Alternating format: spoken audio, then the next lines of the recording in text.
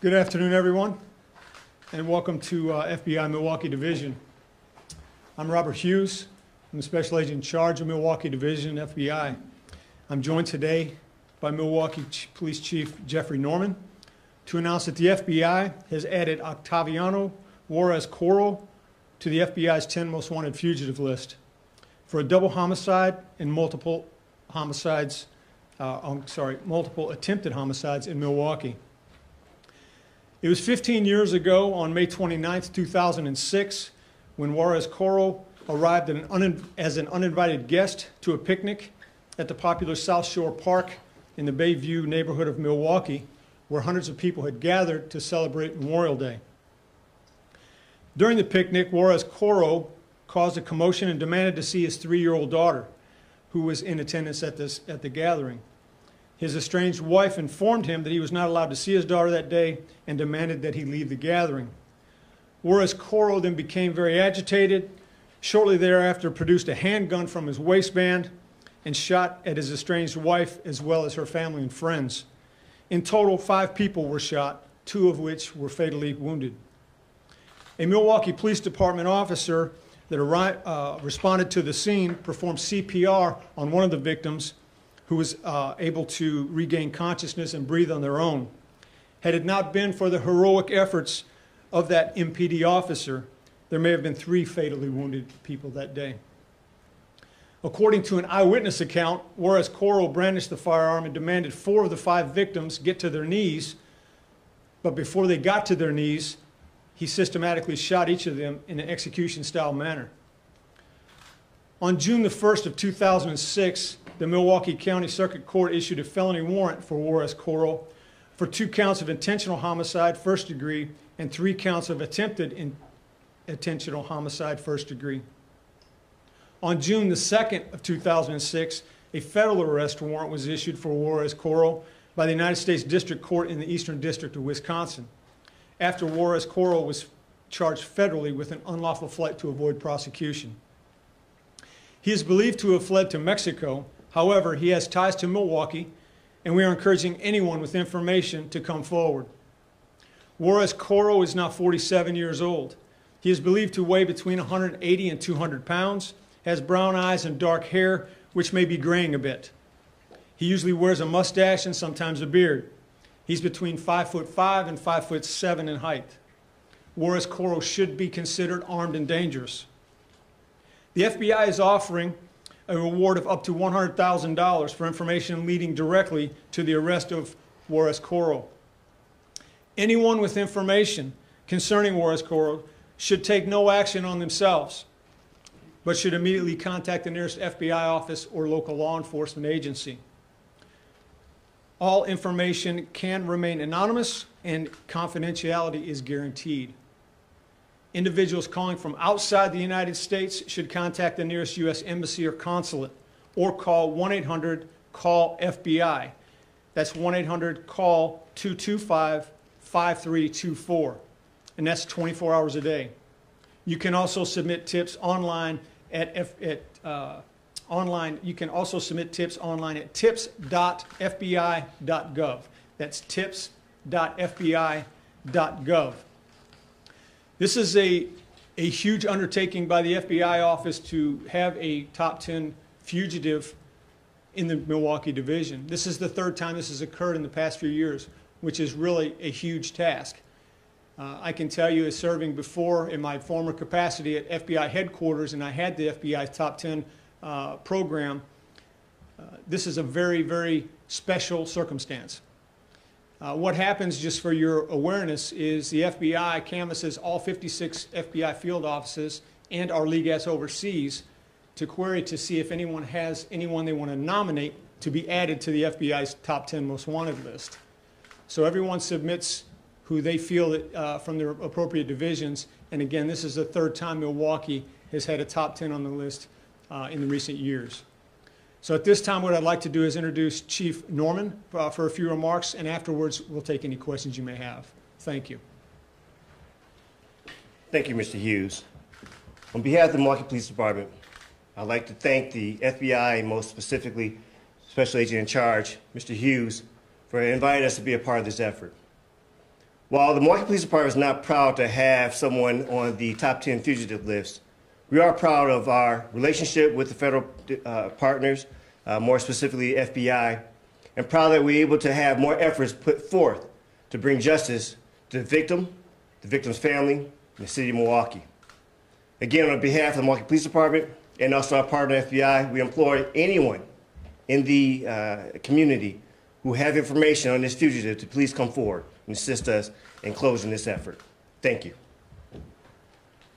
This time I'll take any questions you may have. Can you tell us what changed in the last 15 years to rise to this level, that now he's on the radar of federal authorities? Has he done anything in the last 15 years? We have received ongoing information throughout the years. At this time, we have received more information, but we're asking for people's help in this case because we do know he has family and friends still here in the Milwaukee area and also in Mexico, and we're hoping that someone will come forward on that. As far as what has changed, something like this, it doesn't need to change. As egregious as this crime was, this helps bring closure to the victims, and that's what we're going to do. We don't give up. We're not going to stop until we find him. So he's not suspected of committing any other crimes in the last 15 years? Not that we're aware of. And you believe right now he's in Mexico? That's what we believe, yes. And you mentioned a little bit about, if we could talk more about the criteria. I mean, you mentioned going around the field offices and nominees. Is there anything else that gets somebody on this top 10 list besides canvassing the field offices?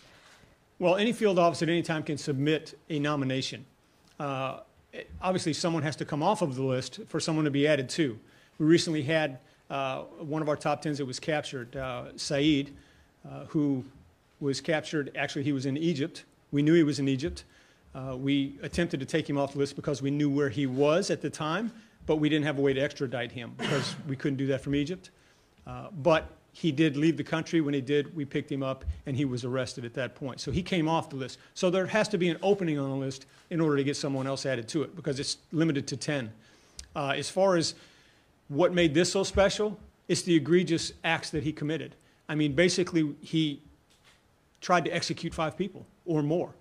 And the place where it took place was in a park, public park, on Memorial Day, hundreds of people celebrating, picnicking. There was a playground right across the street from where this was located where there were anywhere from 75 to 100 kids playing. So this gentleman had no idea, or maybe he did have an idea, but he just didn't care what else was around him at the time. So based on all of these factors, we take all that in consideration again, and that's what FBI headquarters does, and that's how they make the selections. Was he living in Milwaukee at the time? To the best of our knowledge, he was, yes. It says the dispute with his wife and daughter led to the shooting. Did he kill his wife or daughter? Were they one of the two? No, the wife and the daughter were not killed that day. But I'm not going to speak to the victims. Again, we want to respect their privacy. And again, we don't want to re-traumatize them. This is an announcement that we're making, and it's based totally on him and his acts, and it's hopefully to bring justice to that family. Can we talk about what kind of information would help at this time? Mexico, obviously a large region. What information are you looking for?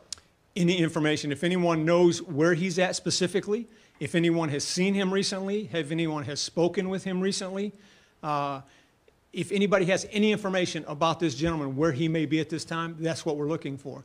And I know at times it seems like, well, if he's in Mexico, chances of us actually getting him are slim to none. That's not the case. I can tell you, again, serving in my last capacity, having the Top 10 program, we've brought back numerous fugitives from Mexico. Chief Norman or Inspector Formolo, were you guys here in 2006? Do you remember this?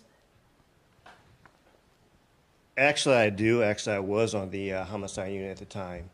So having that burned in your head in regards to the heinous acts that took place that day, again, as Mr. Hughes spoke about during a holiday weekend in a park, does give it the level of urgency and importance in regards to having these efforts put forth.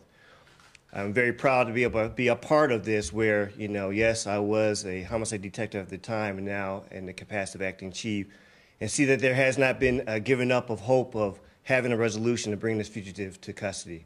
So I'm very excited to see that these efforts are, you know, put forth for the public, And again, implore the public to assist us in bringing closure, not only to the victims, but to our city. Thank you. Will there be billboards with him on We it? have a larger campaign, a larger campaign that we will do. So there's a possibility you'll see it on billboards. You'll also see it in the national media. Again, we have many media outlets nationally from headquarters that this information will be put out to, and we have other avenues also that we utilize. Will the Milwaukee Police Department have any role in this investigation from here moving forward? As far as the investigation goes, at this time, it's a federal fugitive. Again, they will assist us, but it is basically an FBI investigation at this point, and we're going to do everything we can to track him down. Do you- For Chief, do you know if the officer who saved that third person is he or she still on the force? Do you know them? Actually, I don't have that answer at this time, but we can follow up with that information a little bit later, because it always is important to recognize those who have put their efforts and professionalism forth to be able to be assistive in that manner. Again, this is a heinous crime that the men and women of the Milwaukee Police Department worked hard to bring that particular information to a point where we can have a warrant now that our federal partners can assist us in moving forward in regards to not only taking the ball where we can only have our limitations of resources and abilities, but now be able to find this individual wherever he may be in regards to bringing him to justice. And when someone gets elevated to this status on this list, do you find more tips come in quickly, or is there any extra work that goes into having a top 10 fugitive? Well, there's a lot of work that goes into it, and you see my staff here, again, my ASAC Rob Botch, Supervisory Special Agent Jason Soul, and Supervisory Special Agent Karen Marinos. So they lead my violent crime and gang squad, and there's a lot of work that will go into it. Again, the case agent will be involved, communicating with our legates, our legal attaches in Mexico City, and also with anyone else that contacts us. To answer your first question, yes, a lot of times we do get a rash of information as soon as we put something out, and it depends on the information we get, if there's follow-up investigation that needs to be conducted at that point. You mentioned someone stepping up to save the third life there. Did someone step in, because you mentioned he knelt 4 or 5 people down. Did someone step in and kind of chase him away before he could kill other people? There were family members and friends that tried to engage him to stop. Again, he actually discharged his weapon, emptied his weapon, reloaded it, and began shooting again, and then took off running, is the way it occurred. But he did, according to eyewitnesses, he lined up 5 members on the ground on their knees is when he started shooting. Any other questions?